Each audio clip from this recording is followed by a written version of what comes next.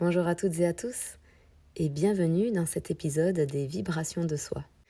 Depuis de nombreuses semaines, voire depuis de nombreux mois, je suis en train de traverser une période très intense et assez bouleversante. Et en fait, j'avais envie de partager avec vous toutes mes réflexions, toutes les introspections que je peux avoir du moment, mais aussi tous ces rituels qui m'aident grandement. Et comme nous sommes en plus au mois de décembre, mois de décembre qui vient clôturer un peu toute cette année, moi pour ma part, le mois de décembre, je suis assez souvent en réflexion aussi sur comment s'est passée mon année. Je fais toujours un bilan de cette année. Et je viens clôturer également toute cette année qui vient de se passer. Et Dieu sait que cette année 2024 a été vraiment très, très lourde, très perturbante. Et elle a été également jonchée de nombreux deuils pour ma part. Et le deuil, ça fait partie intégrante de notre vie, d'un cycle. C'est une expérience universelle. Et pourtant, le deuil est unique pour chacun d'entre nous. On le vit vraiment différemment, selon peut-être nos croyances, nos pensées, de comment nous sommes aussi dans l'instant. Et le deuil peut prendre la forme de la perte d'un être cher, comme un parent, un ami, un animal aussi qui a partagé notre vie. Mais il peut aussi prendre une autre forme. Et le deuil peut surgir aussi dans des moments où on peut changer de cap. Par exemple, ça peut être une séparation, un divorce, un déménagement, la perte d'un emploi, ou même la fin d'un chapitre de vie qui nous tenait très à cœur. Et bien évidemment, ces moments de perte bouleversent complètement notre équilibre. Ils nous laissent souvent face à un énorme vide, une désorientation, un sentiment de vulnérabilité.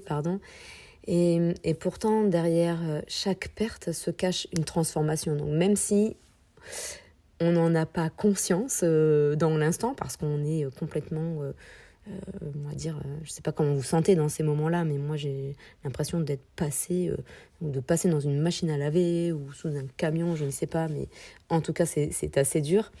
Mais pourtant, derrière chacune de ces pertes, oui, on va se transformer.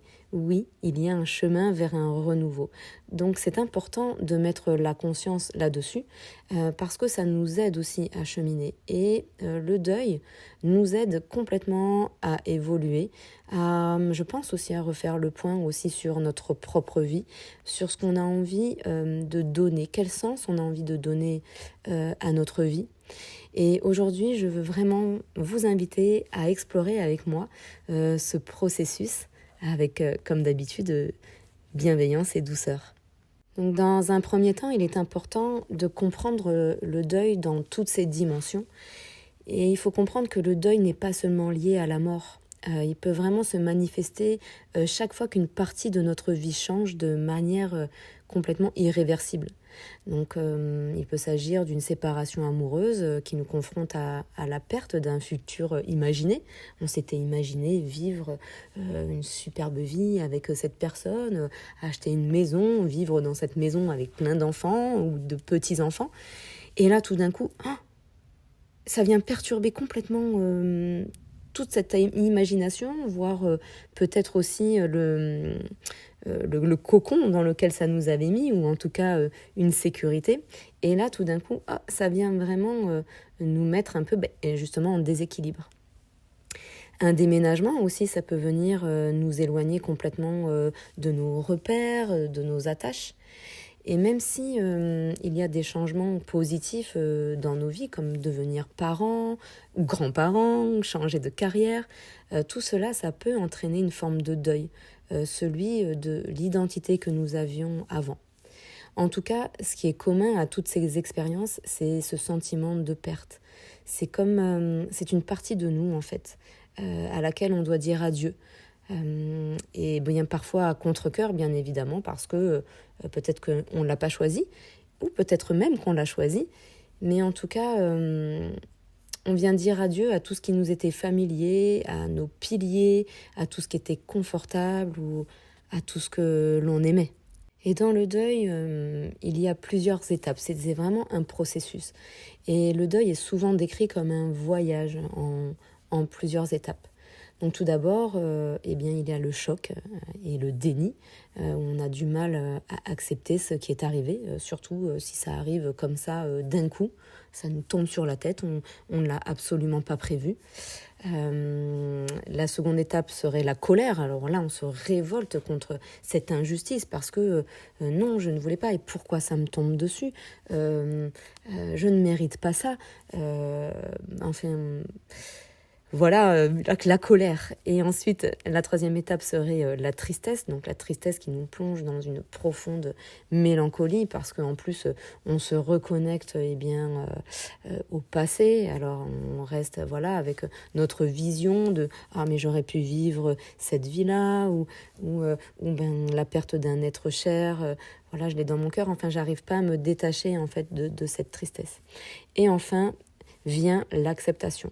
Cette acceptation qui nous permet de commencer à intégrer cette perte dans notre vie et du coup, en fait, qui va nous aider à la transformation. C'est à partir de là que nous allons nous transformer. Bien évidemment que ces étapes ne se font pas comme ça en 2 temps 3 mouvements, mais il est intéressant de comprendre en fait et de connaître en tout cas ces étapes. Et peut-être que si vous, dans votre vie, vous êtes un petit peu dans une période de deuil, et puis ça peut être aussi être en introspection par rapport à l'année qui vient de s'écouler, à se poser en fait la question sur ces changements ou ce deuil que vous avez vécu ou peu importe, mais posez-vous la question parce que je pense que ça va grandement vous y aider. Et puis il est important aussi de savoir que ces étapes ne sont absolument pas linéaires.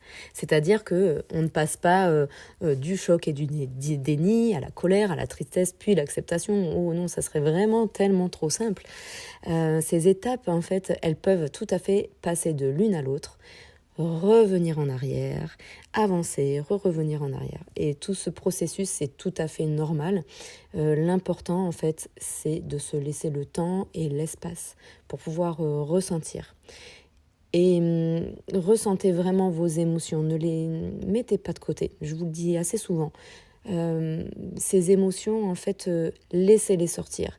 Pleurez si vous avez besoin de pleurer et d'exprimer votre tristesse. Criez si vous avez besoin de crier votre colère, mais faites-le. Allez, je sais pas moi, dans la forêt ou vous mettez la tête dans un coussin et puis vous criez tout ce que vous avez crié pour pas alerter les voisins, ou dans votre voiture. Moi, je le fais assez souvent de crier dans ma voiture, mais en tout cas...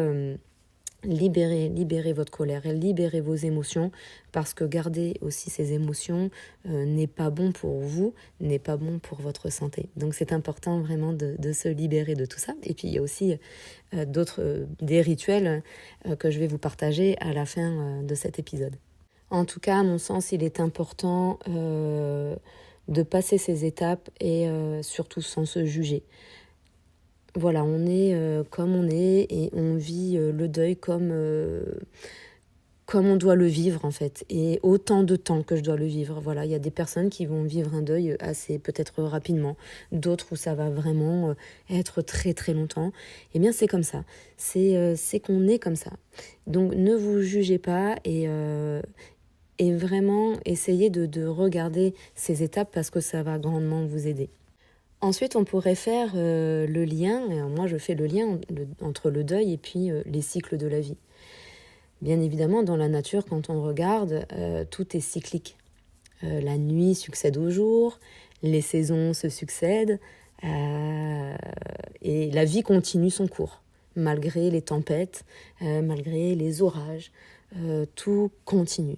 Et puis, on voit bien, on passe de l'automne à l'hiver où tout meurt, les arbres, et puis on passe au printemps où tout est un renouveau. En tout cas, ça nous invite à laisser partir ce qui n'est plus et pour pouvoir faire la place en fait à quelque chose de nouveau. Donc bien évidemment que c'est douloureux, un deuil c'est très compliqué. Je viens de perdre ma petite chienne Baila qui m'a tellement aidée dans ma vie, mais elle est restée près de moi 18 ans, donc c'est pas rien. Et bien sûr que c'est très très douloureux, mais on peut, si on veut faire le lien en tout cas avec le deuil et puis le cycle de la vie, si on regarde les arbres qui se dépouillent de leurs feuilles en hiver, ils viennent renaître au printemps. Ils nous donnent de belles feuilles toutes vertes. Et nous avons la capacité de traverser ces périodes de vide et de transformation. Et ça, c'est important de prendre conscience de ça.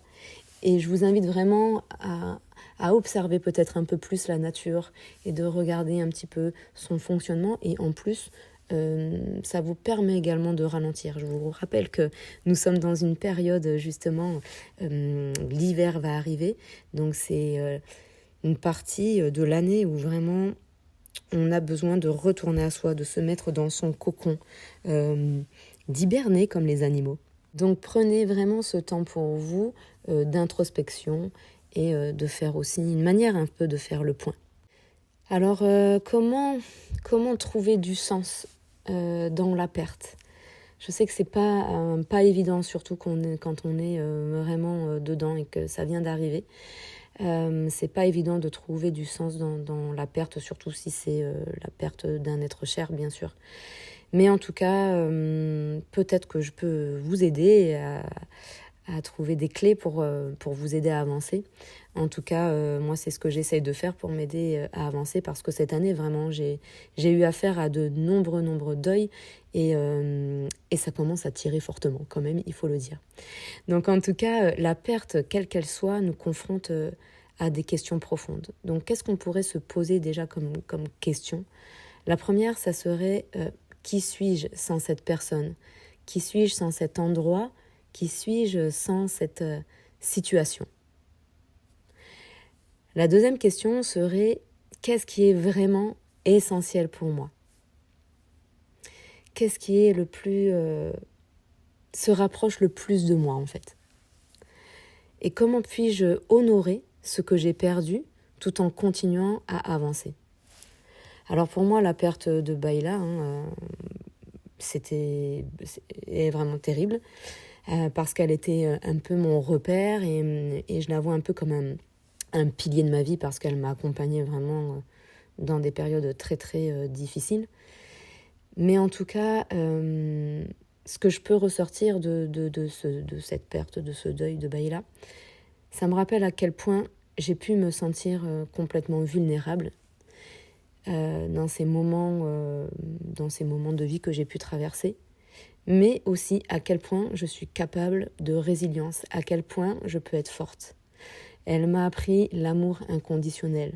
Elle m'a appris vraiment cet amour, cette chaleur qu'on pouvait donner aux autres sans rien attendre en retour. Et ça, c'est tellement beau. Et en fait, toutes ces expériences nous rappellent que nous avons en nous une force insoupçonnée, un pouvoir aussi de transformation. Nous sommes capables de nous transformer. Nous sommes capables d'avoir la vie que nous avons envie de vivre. Et c'est en trouvant ce sens, en vous transformant, et surtout en transformant cette douleur en apprentissage, que nous allons pouvoir continuer à avancer. Et ça, je sais que c'est très très difficile, et j'ai l'émotion quand je vous parle de ça. Je sais que c'est très difficile à le comprendre peut-être, ou à l'entendre en tout cas, à l'entendre dans un premier temps. Mais je vous assure que en comprenant ça, on trouve un sens, et ça va nous aider à avancer et peut-être aussi à apaiser notre douleur et peut-être très certainement à nous mettre en joie. En tout cas, je remercie Bayla d'être restée près de moi ces 18 ans et de m'avoir aidée et d'être devenue une personne meilleure. Et puis ensuite, après avoir trouvé un sens à cette perte, cette perte, oui, tout à fait, on vient accueillir le renouveau. Donc bien sûr que le deuil n'efface pas ce que nous avons perdu, bien évidemment, ça n'efface pas. Et le deuil, c'est pas non plus de complètement oublier et de mettre de côté. C'est pas ça non plus, c'est juste de regarder, d'avoir à l'œil et de garder le positif de ce deuil. En tout cas, le deuil vient nous transformer et il nous permet vraiment de renaître différemment, avec beaucoup plus de profondeur, avec beaucoup plus de conscience. Et en cette fin d'année, alors que nous apprêtons à fermer un chapitre, Je pense que c'est une belle occasion d'honorer ce qui a été, tout en nous préparant sur ce qui est à venir pour cette année 2025 qui arrive. Alors pour cela, je vous invite à réfléchir avec moi et à noter dans vos petits carnets. Qu'est-ce que je veux laisser partir avec gratitude pour alléger mon cœur ? Qu'est-ce que je veux faire pour alléger mon cœur ? Quelles sont les intentions que je veux poser pour cette nouvelle année ? Comment puis-je me reconnecter à ce qui compte vraiment pour moi ?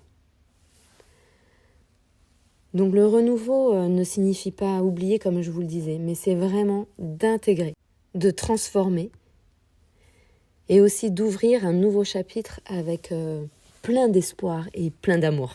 En tout cas, à mon sens, il y a une autre chose qui peut nous aider dans ces périodes de deuil et de perte, c'est la spiritualité. La spiritualité nous aide comme un ancrage.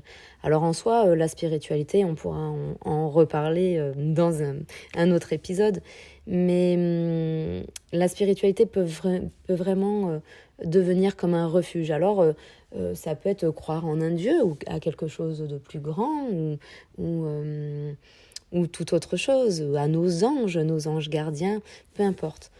En tout cas, pour moi, la spiritualité m'aide énormément à avancer. Et dans ces moments où le vide, parce que quand on vit un deuil, une perte, on a cette sensation de grand vide. Et moi, c'est ce que je ressens en ce moment. Ce grand vide, eh bien, la spiritualité, vous voyez, j'en mâche mes mots, vient m'aider. Elle vient m'aider vraiment à rester en introspection, en tout cas à me réfugier. En tout cas, elle nous rappelle que tout est énergie et que rien ne disparaît vraiment. Donc l'amour que nous avons partagé avec tous nos êtres chers continue d'exister. Et moi, j'ai Baïla qui est dans mon cœur, ma grand-mère adorée que j'ai toujours dans mon cœur et qui m'accompagne à chaque instant de ma vie aussi. Peut-être sous une autre forme, mais en tout cas, cet amour, il est là. Il est palpable, il est dans nos souvenirs, il est également dans nos actions, il est également dans la manière dont ils ont influencé notre vie. Donc toutes ces âmes qui nous ont accompagnés restent connectées à nous. Et donc pour la perte d'un être cher, et là j'avais envie de vous partager un petit rituel parce que je sais que plusieurs d'entre vous ont vécu des deuils cette année. Et donc je vous propose un petit rituel pour honorer en tout cas ces âmes qui vous ont accompagné durant votre vie. On peut les honorer grâce à des petits gestes symboliques. Alors moi je le fais régulièrement depuis quelque temps. C'est d'allumer une petite bougie en leur mémoire. Alors moi j'aime beaucoup les repas du dimanche midi. Pour moi ça devient quelque chose d'assez sacré. Et donc j'allume ma petite bougie chauffe-plat devant les photos de mes êtres chers et j'allume ma petite bougie que je laisse consumer tout du long. Voilà, donc ça peut être un rituel d'allumer une bougie, ou ça peut être un soir quand vous rentrez, ou en tout cas de vous créer ce petit rituel. Il y a aussi tenir un journal où on écrit tout ce qu'on aimerait encore leur dire, tout ce qu'on n'a pas pu leur dire, ce qu'on n'a pas su leur dire. Et enfin, se reconnecter à la nature, je vous en parlais tout à l'heure, se reconnecter à la nature, simplement pour ressentir leur présence, la présence dans le vent, la présence du soleil, ou alors tout simplement le murmure des feuilles. En tout cas, c'est vraiment un instant aussi pour écouter votre cœur, un instant aussi pour pleurer si vous en ressentez le besoin, et pour accepter ce processus qui est en fait naturel, même si on est dans cette machine à laver, que c'est vraiment très très dur. Je pense que ces rituels peuvent grandement nous aider. En tout cas, comme je vous le disais, c'est que traverser un deuil, ça ne signifie pas qu'on doit oublier ou qu'on ne doit plus ressentir, non, bien au contraire, parce que si vous faites ça, en fait, justement, ça va pas vous aider, et bien au contraire, ça va raviver la douleur encore plus fort quand vous allez vivre des instants où vous reconnectez au passé. Traverser un deuil, ça signifie qu'on apprend à vivre avec, même si c'est très difficile, à porter cet amour différemment. Et la douleur, même si vous n'en avez pas conscience aujourd'hui, la douleur peut devenir une force. Et elle nous apprend vraiment la gratitude. Pour vous partager un petit peu, j'ai eu à faire un deuil il y a 18 ans de cela. Justement, j'ai eu Baïla dans ce moment-là, et Baïla m'a grandement aidée à ce deuil. Et j'étais dans une profonde douleur. Ça a été un immense deuil. Alors, j'ai pas perdu un être cher, hein, c'est juste mon ex-mari qui est parti avec une autre, donc je n'avais pas choisi. Mais en tout cas, ça m'est tombé comme ça dessus sur la tête, pour vous partager un peu cette tranche de vie. Mais ça m'est tombé complètement dessus, et je pensais pas avancer. Je pensais être rien sans lui. Et finalement, en fait, quand je vois 18 ans plus tard la femme que je suis devenue, je suis vraiment pleine de gratitude pour cet homme, pour cette expérience que j'ai vécue aussi grâce à lui. Donc en tout cas, voilà, ça me permet d'avoir appris une leçon, en fait. Et je pense que voilà, vous pouvez aussi vous appuyer sur ça et vous dire, ah oui, là en fait c'est dur, là c'est très très dur, ok. Mais je sais que ça va devenir une force. Alors quand, je ne peux pas vous dire quand, mais en tout cas, oui, ça va devenir une force, et j'en suis la preuve.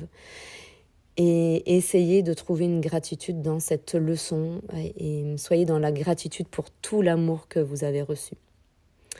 Et puis, il y a aussi ce moment imperceptible, mais réel, où on commence à ressentir autre chose. Donc, on commence à ressentir une forme de paix, peut-être une étincelle d'espoir. Et c'est à ce moment-là que la résilience va entrer en jeu. Et en soi, elle ne demande pas de tourner la page, mais c'est simplement de continuer à écrire votre histoire avec ce que vous avez vécu. Voilà, pour terminer, j'avais envie de vous partager un petit rituel de clôture pour pouvoir honorer et avancer dans nos vies. C'est un rituel simple, mais je pense assez puissant. En tout cas, je vous invite à prendre une petite feuille de papier ou de prendre votre journal et d'écrire. Vous pouvez mettre sur pause et revenir ensuite. Alors écrivez d'un côté tout ce que vous souhaitez laisser derrière vous. Qu'est-ce que vous souhaitez laisser partir ? Toutes vos peines, vos peurs, vos regrets, voilà, tout le négatif. Donc lâchez-vous. Si ça ne vient pas, écrivez ce que je souhaite laisser derrière moi, c'est, et vous allez voir, ça va venir tout seul. Ensuite, cette autre chose qu'on peut se marquer, tout ce que vous souhaitez accueillir dans votre vie, tous vos rêves, vos espoirs, toutes vos intentions pour l'avenir. Et c'est pareil, si ça ne vient pas, j'écris tout ce que je souhaite accueillir dans ma vie, c'est, et vous laissez venir, vous allez voir, ça va venir tout de suite tout seul. Et puis, quand vous avez terminé cet exercice, je vous invite à trouver un moment symbolique pour vous libérer de ce poids. Donc, je vous invite à brûler cette feuille, à l'enterrer ou à la remettre à la terre. C'est comme un acte de lâcher prise. Et gardez vraiment en tête tout ce que vous souhaitez cultiver pour cette année à venir. Et je vous referai un petit épisode à ce sujet pour 2025 et puis venir vibrer et attirer les choses qu'on souhaite. Voilà, donc pour conclure un peu ce message, cet épisode sur le deuil c'est vraiment une traversée. Ce n'est pas une destination. Le deuil est quelque chose qui vient nous apprendre la patience, qui vient nous apprendre la compassion aussi envers nous-mêmes. Et surtout, il vient nous ramener à l'essentiel. Ça vient nous ramener à l'amour, à la résilience et aussi au pouvoir de recommencer.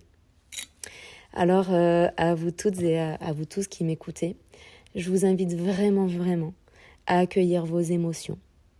Je vous invite à honorer vos pertes, même si c'est difficile, à vous laisser guider par cette lumière intérieure qui jamais ne va s'éteindre. Parce que chaque fin, c'est une porte ouverte sur un renouveau. Alors, je vous souhaite à toutes et à tous une belle fin d'année apaisée et un nouveau cycle rempli d'amour et d'espoir. Je vous remercie infiniment d'avoir partagé ce moment avec moi. Je vous embrasse de tout mon cœur. À très vite.